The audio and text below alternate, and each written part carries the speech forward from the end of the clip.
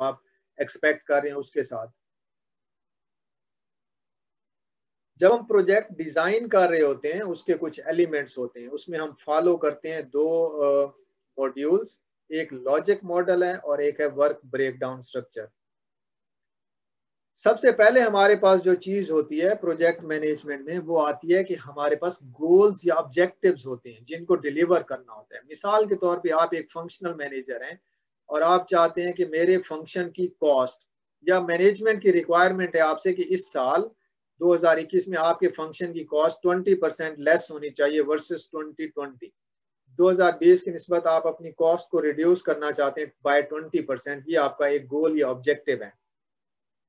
हमारे पास स्टार्ट में यही चीज होती है प्रोजेक्ट मैनेजमेंट के लिए, जाएं जी प्रोजेक्ट करें और ये गोल अचीव करके ले आए। तो उसके लिए अब ये सिर्फ एक प्रोजेक्ट मतलब एक गोल लेके तो हम ये सारी चीजें फिर कैसे कैरी आउट करेंगे, उसके लिए हमें प्रोजेक्ट डिजाइन करना पड़ता है, उसके एलिमेंट्स जो है वो डिफाइन करने पड़ते हैं। तो उसके लिए जो हम मॉडल फॉलो करते हैं वो ये करते हैं कि हम इंट्रोडक्शन करते हैं और ऑब्जेक्टिव सेट करते हैं। 20% अगर हमने कॉस्ट रिड्यूस करनी है तो ये हमारा ऑब्जेक्टिव होगा। और इंट्रोडक्शन इसमें हम ये करेंगे कि कॉस्ट के एलिमेंट्स बताएंगे कि कौन कौन से कॉस्ट के एलिमेंट्स हैं और कौन कौन से में हम हमारे पास अपॉर्चुनिटीज हैं या प्रॉब्लम्स हैं जिनको हम सॉल्व करके कॉस्ट को रिड्यूस कर सकते हैं। ये सारी चीजें इंट्रोडक्शन और ऑब्जेक्टिव्स में आएंगी। हम अपने मैनेजमेंट को, अपनी टीम को अलाइन करें, बताएं कि हमने 20% रिड्यूस करनी है और ये कॉस्ट के एलिमेंट्स हैं, इसमें हमें ये प्रॉब्लम्स हैं, ये अपॉर्चुनिटीज हैं। ये सारी चीजें इंट्रोडक्शन और ऑब्जेक्टिव्स में आएंगी। फिर ये है कि लॉजिक मॉडल में हम लीडिंग प्रैक्टिसेस डिफाइन करें कि क्या हम करेंगे जिससे हमारी कॉस्ट रिड्यूस हो सकती है, कौन से प्रोसेसेस इंप्रूव करेंगे, कौन सी प्रॉब्लम सॉल्व करेंगे, कौन से स्टैंडर्ड्स इंप्रूव करेंगे, कौन से नए इनिशिएटिव्स लेंगे। तो ये लीडिंग प्रैक्टिसेस होंगी जो आप आइडेंटिफाई करेंगे टू मीट दोज ऑब्जेक्टिव्स। फिर ये है कि ये चीजें या जो प्रैक्टिसेस हमने आइडेंटिफाई की इनको करने के लिए कौन से टूल्स यूज होंगे वो आप आइडेंटिफाई करेंगे। फिर आप केस एक्टिविटी सेट करेंगे कि कौन से टूल्स को कैसे अप्लाई करके हमने कैसे डिलीवर करना है रिजल्ट, और उस रिजल्ट को फिर समरी में रिफ्लेक्ट करेंगे कि कैसे हमारे रिजल्ट्स में इंप्रूवमेंट आ रही है during the passage of time, during project, ताकि हम ट्रैक कर सकें और रीवर्क कर सकें अगर हमें किसी ऑब्जेक्टिव पे जरूरत है या किसी एक्टिविटी पे जरूरत है। तो ये लॉजिकल मॉडल है बेसिकली जो हम फॉलो करते हैं अपने प्रोजेक्ट को डिजाइन करते हुए। अब इसको आगे भी हम डिटेल से डिस्कस करते जाएंगे, लेकिन यहाँ पे मैं इतना इसको एक्सप्लेन करूंगा। और दूसरी जो चीज है वो वर्क ब्रेक डाउन स्ट्रक्चर है कि हम जो एक्टिविटीज परफॉर्म करेंगे, जो प्रैक्टिस करेंगे, उनको किस तरह हम ब्रेक डाउन कर सकते हैं in the form of real work जो एग्जीक्यूट होगा ऑन द शॉप फ्लोर, या जो एग्जीक्यूट होगा in the form of activities, या जो करने के काम है वो उसमें कैसे लेके आएंगे हम अपने ऑब्जेक्टिव्स को। क्योंकि असल में तो हम कोई चीज चेंज करते हैं, कोई चीज परफॉर्म करते हैं, उसके रिजल्ट के तौर पे हमारे ऑब्जेक्टिव्स अचीव होते हैं। तो वो लीडिंग प्रैक्टिसेस या एक्टिविटीज या सब एक्टिविटीज जो है वो कन्वर्ट उसमें करते हैं हम अपने ऑब्जेक्टिव्स को इस टूल को यूज करते हुए। ये मैं जो चीज अभी एक्सप्लेन कर रहा था ये उसी को एक मैट्रिक्स की फॉर्म में डिफाइन किया हुआ है कि हमारे पास सबसे पहले डेवलपमेंट ऑब्जेक्टिव्स होते हैं कि हमने अपने फंक्शन को इंप्रूव करना है, उसकी 20% कॉस्ट रिड्यूस करनी है। ये हमारा एक डेवलपमेंट ऑब्जेक्टिव है, ये इस लेवल पे है। अब ये जो डेवलपमेंट ऑब्जेक्टिव है हमारी ऑर्गेनाइजेशन या फंक्शन का, उसको लेके हमने उससे उसके रिजल्ट्स देखने होते हैं कि ये जो कॉस्ट है उसमें कौन कौन से एलिमेंट्स आते हैं। उसमें फिक्स्ड कॉस्ट आती है, वेरिएबल कॉस्ट आती है, हमारी प्रोजेक्ट की कॉस्ट आती है, उसमें कौन कौन से एलिमेंट्स आते हैं कॉस्ट के, और उन सारे एलिमेंट्स पे हम जो है वो प्रोजेक्ट डेवलपमेंट ऑब्जेक्टिव सेट करते हैं कि जब हम प्रोजेक्ट करेंगे उसके लिए हमारे पास कौन से ऑब्जेक्टिव्स होने चाहिए। 20% कॉस्ट तो हमारा मेजर ऑब्जेक्टिव हो गया ना। अब उस 20% में ऑपरेशनल कॉस्ट है, फिक्स्ड कॉस्ट है, या हमने रेवेन्यू इंक्रीज करके कॉस्ट का पोर्शन रिड्यूस करना है, वो भी एक तरीका होता है। मतलब प्रॉफिटेबिलिटी बढ़ानी है, अगर हमने कॉस्ट रिड्यूस करके भी बढ़ा सकते हैं, रेवेन्यू इंक्रीज करके भी बढ़ा सकते हैं। तो ये इस तरह के जब हम ऑब्जेक्टिव प्रोजेक्ट के लिए सेट कर रहे होंगे तो वो हमारे रिजल्ट्स होंगे। अब हमने कुछ इनको अचीव करने के लिए कुछ एक्टिविटीज करनी होती हैं और उन एक्टिविटीज का आउटपुट आता है कुछ, यानी कि हम कोई चीजें एग्जीक्यूट करेंगे ऑन द शॉप फ्लोर या प्रोसेसेस में, जो ऑपरेशनल चीजें करेंगे, उसका कोई रिजल्ट होगा। मिसाल के तौर पे हम अपनी टोटल कॉस्ट को रिड्यूस करने के लिए एनर्जी की कॉस्ट रिड्यूस करते हैं, या अपनी मेंटेनेंस की कॉस्ट रिड्यूस करते हैं, या अपनी मटेरियल कॉस्ट रिड्यूस करते हैं। वो मटेरियल रिड्यूस करना एक्टिविटी होगा। उस मटेरियल रिड्यूस करने से जो कॉस्ट का एक पोर्शन है, मटेरियल कॉस्ट या हमारी इनपुट कॉस्ट, वो कम हो जाएगी, वो आउटपुट होगा। अब उसके कम होने से जो हमारा एक ऑब्जेक्टिव होगा, one of the developmental objective, project objective, कि हमारी इनपुट्स की कॉस्ट कम हो जाएगी। इस तरह हम रिजल्ट से एक्टिविटीज में अपने प्रोजेक्ट को कैस्केड करते हैं। अब हर प्रोजेक्ट के हर फेज के लिए, हर स्टेज के लिए हमारे पास इंडिकेटर्स होते हैं।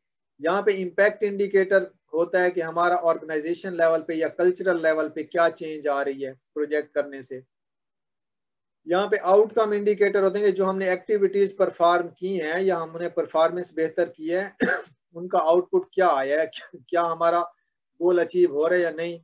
फॉर एग्जांपल, हमने एनर्जी कॉस्ट कम की है अगर, या रॉ मटेरियल कॉस्ट कम की है, तो रॉ मटेरियल कॉस्ट कम होने से या रॉ मटेरियल की क्वांटिटी कम होने से हमारी कॉस्ट कम हो रही है या नहीं, ये जो है आउटकम है। और रॉ मटेरियल की मिकदार कम करना, वो हमारा आउटपुट इंडिकेटर है। और रॉ मटेरियल कम करना, रिसोर्सेज या इनपुट्स, इसको कम करना, वो हमारी एक्चुअल एक्टिविटी है। तो ये सारी चीजें वो हैं जिनको हम मतलब है कि इस मैट्रिक्स की मदद से अलाइन कर सकते हैं एक दूसरे के साथ, कि हमारा जो ड्यूरिंग द प्रोजेक्ट परफॉर्मेंस या प्रोग्राम है वो सही जा रहे हैं, सही डायरेक्शन में या नहीं। और इस मैट्रिक्स को हम यूज कर सकते हैं डिजाइन करते हुए, अपने प्रोजेक्ट को डिजाइन करते हुए। अब ये जो इंडिकेटर्स हैं या आउटकम्स हैं, इनको वेरीफाई कैसे करेंगे? देखिए, एम्पिरिकल सोर्स ऑफ इंफॉर्मेशन जो हमारे पास होता है परफॉर्मेंस को मेजर करने के लिए या मैनेज करने के लिए, वो एक्चुअल प्रोसेस की एक्टिविटीज होती हैं।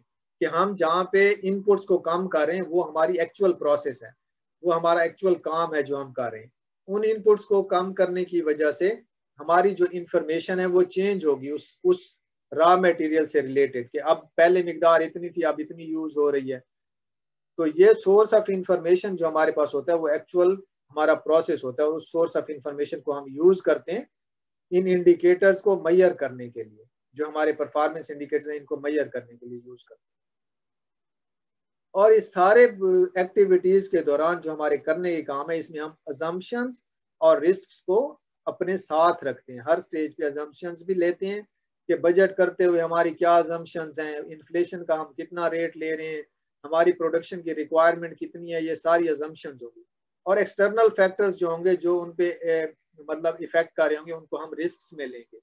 ये सारी चीजें भी हम अपने प्रोजेक्ट की प्लानिंग के साथ साथ रखेंगे। और ये मैट्रिक्स जो है, प्रोजेक्ट प्लानिंग मैट्रिक्स, हमें हमारी हेल्प करेगा कि हमने गोल को कैसे एक्टिविटीज के लेवल तक कैस्केड करने हैं, और कैसे हमने उस पर रिस्क असेस करने हैं, उनको मिटिगेट करना है, और अजम्पशंस कैसे, कौन कौन सी हमने अजम्पशंस ली है। इन्फ्लेशन का फैक्टर लेना, ये अजम्पशंस होती हैं। और फ्यूचर परफॉर्मेंस लेना, ये भी अजम्पशंस की बेस पे होता है कि हमें एक्चुअली कितना रिक्वायर्ड होगा प्रोडक्ट अपनी ऑर्गेनाइजेशन में काम करने के लिए। अच्छा, ये कुछ प्रोजेक्ट प्लानिंग मैट्रिक्स के बाद, वो तो एक यूं समझे कि आपको अगर ऑब्जेक्टिव दे दिया गया है तो आप वो मैट्रिक्स यूज करेंगे और अपना प्लान बनाएंगे कि मैंने कैसे डिजाइन करना है अपना प्रोजेक्ट को, कौन कौन सी असम्पशन देनी है, कौन कौन से रिस्क होंगे, आउटकम्स क्या होंगे, आउटपुट्स क्या होंगे, एक्टिविटीज किस किस्म की होंगी, वो मैट्रिक्स आप उसके लिए यूज करेंगे। लेकिन कुछ और टेक्निक्स और टूल्स हैं जो डायरेक्टली प्रोजेक्ट आइडेंटिफाई करने के लिए इस्तेमाल होते हैं। मिसाल के तौर पे आप किसी ऑर्गेनाइजेशन के सीईओ हैं और आप चाहते हैं कि मैं अपनी प्रोजेक्ट में इम्प्रूवमेंट प्रोजेक्ट्स को लॉन्च करना चाहता हूँ, मैं अपनी ऑर्गेनाइजेशन की परफॉर्मेंस को बेहतर करना चाहता हूँ। तो उसके लिए कुछ टूल्स और टेक्निक्स हैं जो यूज होती हैं कि उनसे आप प्रोजेक्ट आइडेंटिफाई कर सकते हैं एज ए बिजनेस हेड या as a CEO of the organisation या बिजनेस ओनर। वो ये है कि आईपीए आप करते हैं, आइडेंटिफाई, प्रायोरिटाइज एंड असाइन। ये एक मेथोडोलॉजी है जिससे हम ऑब्जेक्टिव्स को या मेन गोल्स को कैस्केड करते हैं, उनकी स्ट्रेटिफिकेशन करते हैं, उसमें मेजर कंट्रीब्यूटर फाइंड आउट करते हैं, और मेजर कंट्रीब्यूटर पे हम इम्प्रूवमेंट का प्रोजेक्ट लॉन्च करते हैं। ये एक मेथोडोलॉजी है, इसको टॉप डाउन अप्रोच कहते हैं। और इसमें ये है कि जैसे आपको ऑब्जेक्टिव दिया गया है कि 20% आप कॉस्ट रिड्यूस करें अपने फंक्शन की, उस 20% में कौन से रीजन्स या कौन से एरियाज उस फंक्शन के अंदर मेजर कंट्रीब्यूट कर रहे हैं कॉस्ट को उस मेजर कंट्रीब्यूटर को आइडेंटिफाई करना, फिर उस पर प्रोजेक्ट करना, उस पर रिसोर्सेज असाइन करना, ये आईपीए की मेथोडोलॉजी है, टॉप टू डाउन। दूसरा तरीका प्रोजेक्ट आइडेंटिफाई करने का ये होता है कि आप अपनी परफॉर्मेंस रिव्यूज करते हैं, मंथली, क्वार्टरली और एनुअल परफॉर्मेंस रिव्यूज जो होते हैं या मीटिंग्स होती हैं, उनके दौरान भी आपके कुछ ऑब्जेक्टिव्स ऐसे होंगे जो अचीव नहीं हुए होंगे, जो कुछ प्रॉब्लम्स होंगे जहाँ पे, वहां पे आप ये करेंगे कि आप रूटीन मीटिंग्स के दौरान भी आइडेंटिफाई कर लेंगे कि ये प्रॉब्लमेटिक एरियाज हैं जहाँ मुझे प्रोजेक्ट करने चाहिए इंप्रूवमेंट के, और ये हमारे एरियाज हैं जहाँ पे हमें परफॉर्मेंस इंप्रूव करने की जरूरत है, हमारे टारगेट्स अचीव नहीं हुए, तो वहां भी आप प्रोजेक्ट आइडेंटिफाई कर सकते हैं इस सोर्स से भी, मीटिंग से। नेक्स्ट प्रोसीजर ये है कि आप लॉस ट्री एनालिसिस कर लें। लॉस ट्री एनालिसिस क्या होता है? ये बॉटम अप अप्रोच है कि आप अपनी एक्टिविटीज जो आपके ऑपरेशनल प्रोसेसेस हैं उनमें आप वेस्ट को आइडेंटिफाई करें, उस वेस्ट को क्वांटिफाई कर लें और उसको एग्रीगेट कर लें कि मेरी ऑपरेशन में जितने काम या जितने प्रोसेसेस चल रहे हैं हर प्रोसेस में कितना वेस्ट है, उसको एक्यूमुलेट कर लें, कलेक्ट कर लें, सम कर लें, तो वो आपका टोटल लॉस फंक्शन का आ जाएगा। अब उन लॉसेस को रिड्यूस करने पे आप प्रोजेक्ट करेंगे तो ये लॉस एनालिसिस की मेथोडोलॉजी होगी, बॉटम अप अप्रोच होगी, और इससे भी आप इंप्रूवमेंट इनिशिएटिव जो है वो आइडेंटिफाई कर सकते हैं। इसके बाद एक और तरीका होता है वैल्यू स्ट्रीम डिजाइन, उसे कहते हैं। वैल्यू स्ट्रीम डिजाइन क्या होता है कि हम अपने एज ए ऑर्गेनाइजेशन अपनी ऑर्गेनाइजेशन का हाई लेवल प्रोसेस मैप बनाते हैं और देखते हैं कि हर प्रोसेस स्टैंडर्ड के अगेंस्ट किस लेवल पे परफॉर्म कर रहे हैं, उसमें गैप आइडेंटिफाई करते हैं कि स्टैंडर्ड परफॉर्मेंस ये होती है, हमारी परफॉर्मेंस एक्चुअल ये है, उसमें कितना गैप है, उस गैप को मिनिमाइज करने के लिए हम प्रोजेक्ट आइडेंटिफाई करते हैं। या हम ये देखते हैं कि प्रोसेस हमारा मैप हो गया तो उस प्रोसेस में हम उसको एनालिसिस करते हैं कि उसमें कैपेसिटी कहाँ पे कंस्ट्रेंट है, उसमें बॉटल नेक कौन है, क्या लाइन बैलेंस है या नहीं है, ये सारी टेक्निक्स हम देख के तो उसमें भी अपॉर्चुनिटीज आइडेंटिफाई कर सकते हैं कि हमें कहाँ प्रोजेक्ट करना चाहिए। ये सारे टूल्स और टेक्निक्स हैं जो इम्प्रूवमेंट प्रोजेक्ट्स आइडेंटिफाई करने के लिए डिजाइन फेज में, प्लानिंग फेज में यूज होते हैं। मल्टीनेशनल ऑर्गेनाइजेशन इनको यूज करती हैं। और क्या होता है कि फिर ये एक फिल्टर से गुजरते हैं, मतलब ये सारे जो अपॉर्चुनिटीज और प्रॉब्लम्स हैं और जो हमने आइडेंटिफाई किए हैं, इनको फिल्टर किया जाता है कि बिजनेस प्रायोरिटीज के साथ कौन से ज्यादा अलाइंड है, हमारी फर्स्ट प्रायोरिटीज कौन सी है। फॉर एग्जांपल आपने इन सारी चीजों को यूज किया और 20-25 प्रोजेक्ट्स आइडेंटिफाई हो गए। अब वो 20-25 प्रोजेक्ट्स करने के लिए ना हमारे पास इतने रिसोर्सेज हैं, ना इतना टाइम होता है और ना इतने पैसे होते हैं कि हम उन सारों को एट ए टाइम एग्जीक्यूट करें। फिर हम ये देखते हैं कि हमारी ऑर्गेनाइजेशन की प्रायोरिटी क्या है, क्या वो क्वालिटी इंप्रूव करने पे फोकस कर रही है, क्या वो कॉस्ट रिड्यूस करने पे फोकस कर रही है, या वो रेवेन्यू इंक्रीज करने पे, सेल्स इंक्रीज करने पे फोकस कर रही है। तो जो अपॉर्चुनिटीज उस प्रायोरिटीज के साथ अलाइन होते हैं हम उनको फिर सिलेक्ट करते जाते हैं, और उसके लिए जो टूल हम यूज करते हैं उसको कहते हैं प्रोजेक्ट प्रायोरिटाइजेशन मैट्रिक्स। ये प्रोजेक्ट प्रायोरिटाइजेशन मैट्रिक्स की डायग्राम दिखाई गई है, ये वाली। इसमें यहाँ ये प्रोजेक्ट्स हैं, ये एक प्रोजेक्ट है, ये दूसरा है, ये तीसरा, चौथा है, ऐसे। और यहाँ हमने प्रायोरिटीज लिखी हुई है कि किस प्रायोरिटी में कौन सा प्रोजेक्ट कितना कंट्रीब्यूट करता है, उसके मुताबिक यहाँ पे उसको नंबर या वैल्यू दे दी जाती है और यहाँ पे उसका प्रायोरिटाइजेशन नंबर निकल आते हैं इन सबको आपस में मल्टीप्लाई करने से। अब ये बिजनेस प्रायोरिटीज हैं, ये इंडिविजुअल प्रोजेक्ट्स की वेटेज है यहाँ पे, और ये जो है हर जो बिजनेस प्रायोरिटी है उसकी वेटेज दी हुई है। तो इनको आपस में मल्टीप्लाई करके हम एक प्रायोरिटी नंबर निकालते हैं जिससे हमें पता चलता है हमारा कौन सा प्रोजेक्ट सबसे ज्यादा इंपॉर्टेंट है। और फिर हम क्या करते हैं, हम रिसोर्सेज को प्लान करते हैं। ये प्रोजेक्ट्स आइडेंटिफाई करने के बाद असाइन करने होते हैं प्रोजेक्ट्स अपने रिसोर्सेज को। उसके लिए लीडरशिप या मैनेजमेंट टीम बैठती है, मीटिंग करती है कि हमारे पास कौन से रिसोर्सेज अवेलेबल हैं जो प्रोजेक्ट्स लीड कर सकते हैं, और कौन से रिसोर्सेज अवेलेबल हैं, कितने रिसोर्सेज अवेलेबल हैं जो स्पॉन्सर कर सकते हैं प्रोजेक्ट्स को। स्पॉन्सर क्या होता है? स्पॉन्सर एक सीनियर मैनेजर होता है जो प्रोजेक्ट मैनेजर या प्रोजेक्ट टीम के प्रॉब्लम्स को रिजॉल्व कर सकता है, उनके रास्ते में आने वाली रुकावटों को दूर कर सकता है, और उसके पास एक हायर लेवल ऑफ अथॉरिटी या पावर होती है जिसकी जरूरत होती है प्रोजेक्ट एग्जीक्यूशन टीम को।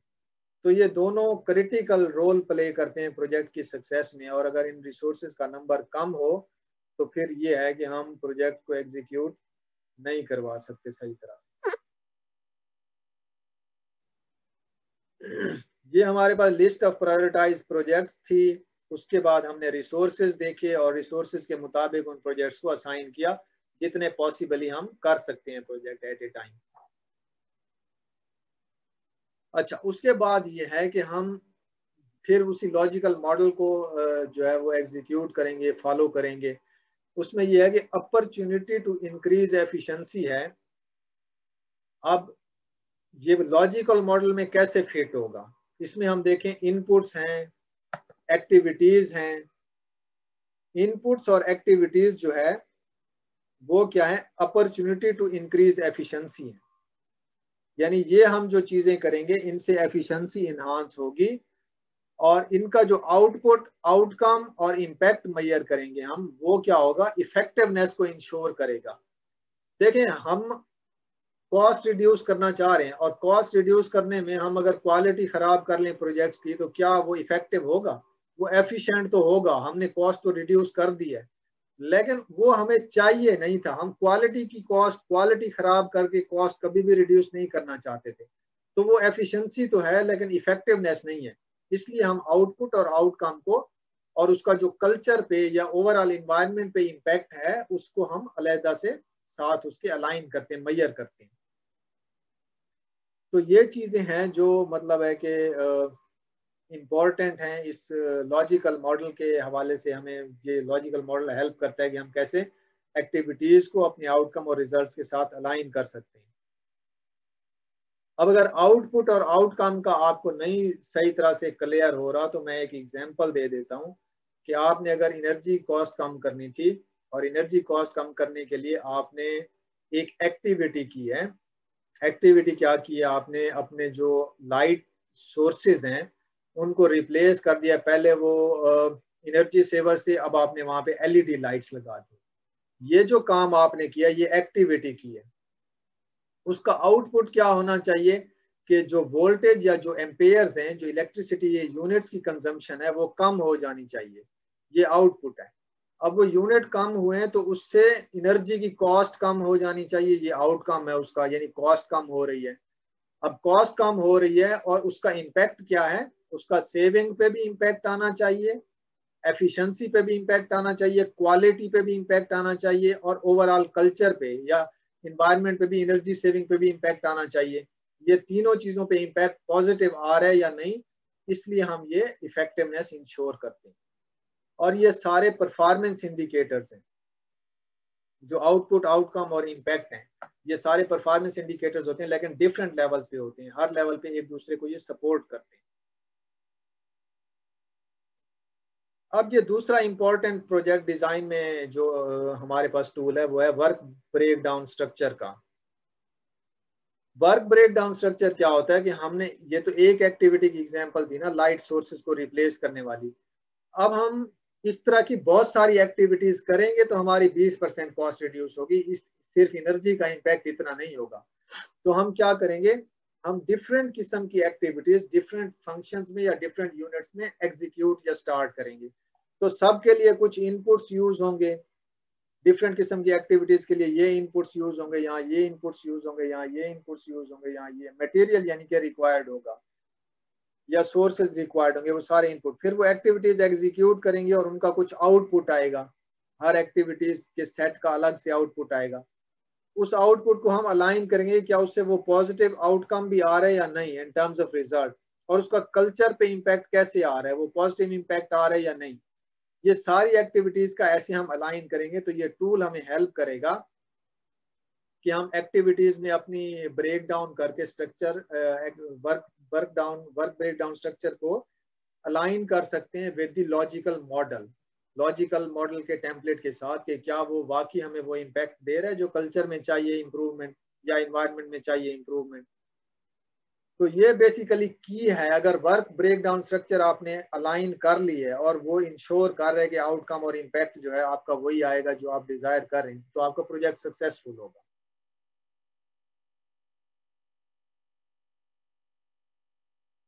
वर्क ब्रेकडाउन स्ट्रक्चर में बेसिकली हम अपने जो प्रोजेक्ट के ऑब्जेक्टिव्स होते हैं उनको डिकम्पोज करते हैं, उनको कन्वर्ट करते हैं एक्टिविटी में, सब एक्टिविटी में और टास्क्स में, यानी कि छोटे लेवल पे जो करने के काम है उसमें लेके जाते हैं। फिर वो इंश्योर करते हैं ना कि हमारा आउटकम या रिजल्ट सही होगा या जो हम चाह रहे हैं वही हमें मिलेगा। और ये यहाँ पे एक टिप दी हुई है कि कंसेप्ट नोट हमने एक लिखना होता है कि प्रोजेक्ट का कंसेप्ट नोट ये होता है कि ये प्रोजेक्ट क्या है, किस लिए इम्पोर्टेंट है, इसमें क्या आउटकम या रिजल्ट्स होंगे, कौन कौन इसमें इन्वॉल्व हैं, ये सारी चीजें कंसेप्ट नोट में, यानी कि ये एक रिटन डॉक्यूमेंट होता है। उसको बनाने से पहले अगर आप डिकम्पोज कर लें तो उससे बहुत ज्यादा हेल्प होगी कि आप एक्टिविटीज की बेस पे बहुत ज्यादा चीजें अच्छे से एक्सप्लेन कर सकेंगे कंसेप्ट नोट। ये वर्क ब्रेकडाउन स्ट्रक्चर जो है फाउंडेशन बनाता है प्रोजेक्ट की, कि ये एक्सप्लेन करता है कि मैंने करना क्या है, what do I need to do. Work breakdown structure ये डिफाइन करता है किस जगह मैंने काम करना है, वो स्कोप होगा हमारा, और क्या मैंने करना है, कौन कौन सी एक्टिविटीज करनी है जिससे मेरी कॉस्ट कम हो जाएगी। ये वो चीजें हैं जो वर्क ब्रेकडाउन स्ट्रक्चर हमें बताता है। और जो हम कैस्केड करते हैं या जो हम डिकम्पोजिशन करते हैं हमारे ऑब्जेक्टिव्स की, वो यही एक्टिविटीज की फॉर्म में उसको लेके आते हैं। फिर दूसरी इंपॉर्टेंट चीज ये होती है कि अब ये एक्टिविटीज तो मेरे पास बहुत सारी आ गई हैं, मैंने पहले कौन सा काम करना है, बाद में कौन सा करना है, पैरेलल में कौन से काम कर सकता हूँ, और मुझे सीक्वेंस में कौन से काम करने पड़ेंगे। उसके लिए आप स्केड्यूलिंग करते हैं, और स्केड्यूलिंग के लिए जो यूज होते हैं टूल्स, वो नेटवर्क डायग्राम है। वो हम आगे भी थोड़ा अगली स्लाइड में भी डिटेल से देख लेंगे कि नेटवर्क डायग्राम कैसे यूज करते हैं। ये टूल है जो स्केड्यूलिंग में हमें हेल्प करता है। और इसके साथ हम सॉफ्टवेयर वगैरह भी यूज करते हैं जिससे हमें हेल्प होती है कि हम स्केड्यूल और रिसोर्सेज को असाइन करके टाइम के मुताबिक उनको ट्रैक कर सकें, परफॉर्मेंस को। अच्छा, उसके बाद हम ये देखते हैं कि हमारे पास एक्टिविटीज आ गई हैं, स्कोप फाइनल हो गया है, स्केड्यूल भी उसका बन गया है। और अब हम ये देखते हैं कि इस स्केड्यूल को एग्जीक्यूट करने के लिए हमें बजट कितना चाहिए, रिसोर्सेज कौन से चाहिए, हमें ट्रैवलिंग करनी पड़ेगी या नहीं, हमें कंसल्टेंट्स हायर करने पड़ेंगे या नहीं, हमें कौन कौन सा मटेरियल परचेज करना पड़ेगा नया। ये सारी चीजें बजटिंग और रिसोर्सेज में आती हैं। ये सारे पार्ट्स हैं वर्क ब्रेकडाउन स्ट्रक्चर का। नेटवर्क डायग्राम टेम्पलेट ये हमें हेल्प करता है कि हमने स्टार्ट से एंड तक कौन कौन सी एक्टिविटीज परफॉर्म करनी है।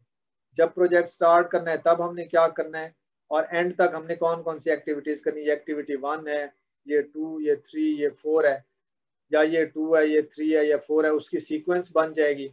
और ये है कि कौन सी एक्टिविटीज हम पैरेलल रन कर सकते हैं और कौन सी हमें कंसेक्टिव करनी पड़ेंगी, एक दूसरे के साथ करनी पड़ेंगी। ये सारी जो नेटवर्क डायग्राम है ये हमें हेल्प करती है कि हम अपने वर्क ब्रेकडाउन को स्ट्रक्चर दे दें एक, कि ऐसा हम ऐसे मॉडल में इसको लेके आए जिससे मिनिमम टाइम में हम अपने प्रोजेक्ट को फिनिश कर लें और उससे जो रिजल्ट हमने अचीव करना है वो रिजल्ट अचीव कर लें। ये टूल हमें उसमें हेल्प करते हैं।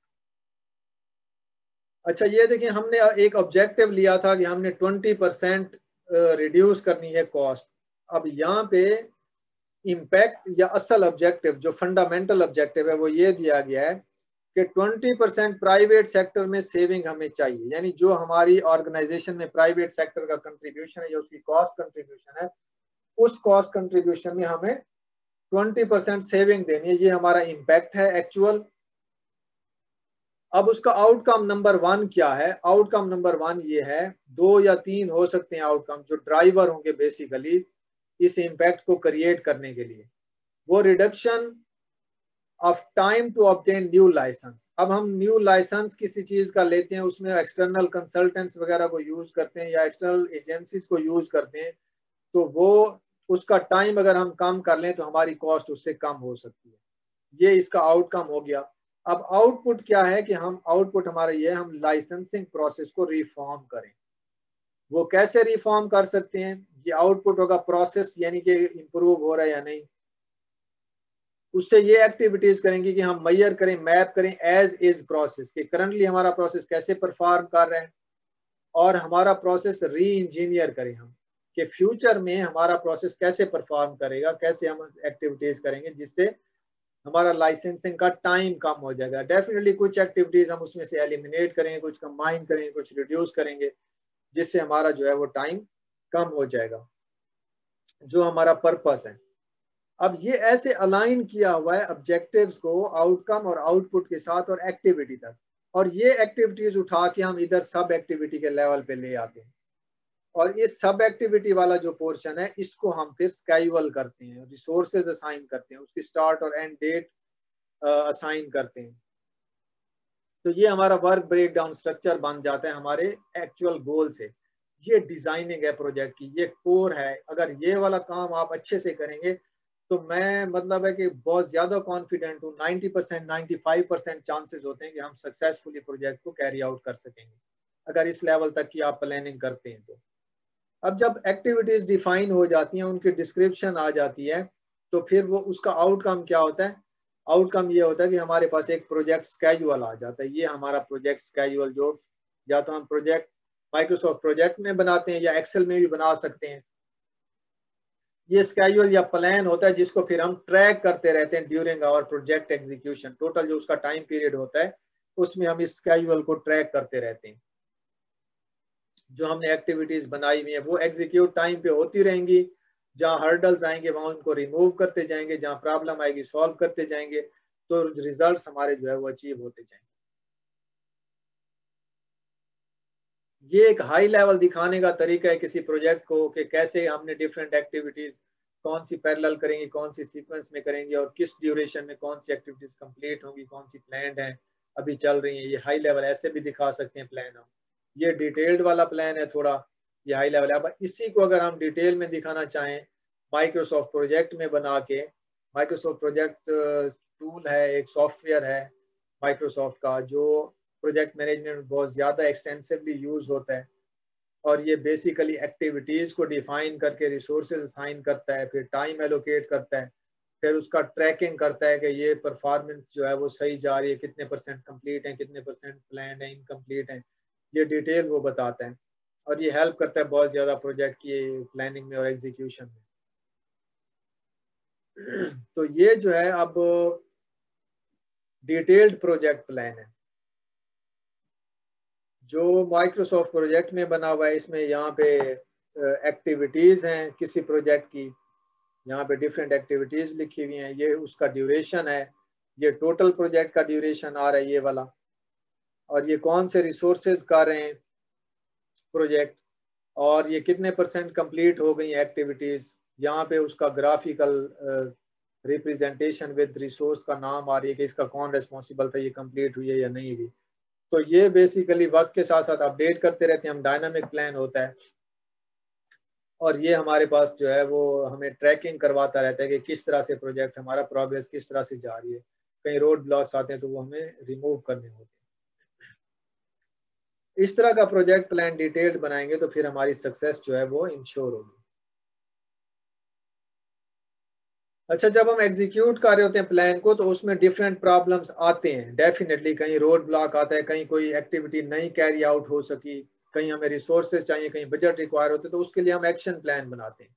वहां पे फिर ये लिखते हैं कि कहाँ से ये एक्शन डिराइव हुआ है, उसका रिस्पॉन्सिबल कौन है, क्या इशू आया है जिसकी वजह से वो नहीं काम हो सका, और उसका एक्शन प्लान क्या लिया है, एक्शन प्लान डन हुआ है या नहीं हुआ, उसका स्टेटस क्या है, ड्यू डेट उसकी क्या थी।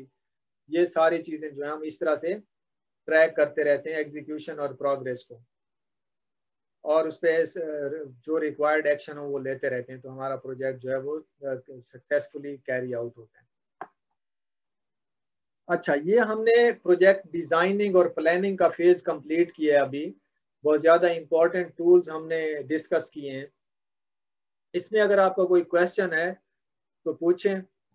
और ये लाइंस पता नहीं किसने यहाँ पे ड्रा कर दी है, मुझे समझ नहीं आती है। हर स्लाइड पे अब शो हो रही है लाइंस। किसी ने पता नहीं ट्राई किया कि वो भी लिख सकता है या नहीं स्लाइड्स पे। जी, कोई क्वेश्चन हो यहाँ तक जो अभी तक हमने डिस्कस किए हैं? किसी का?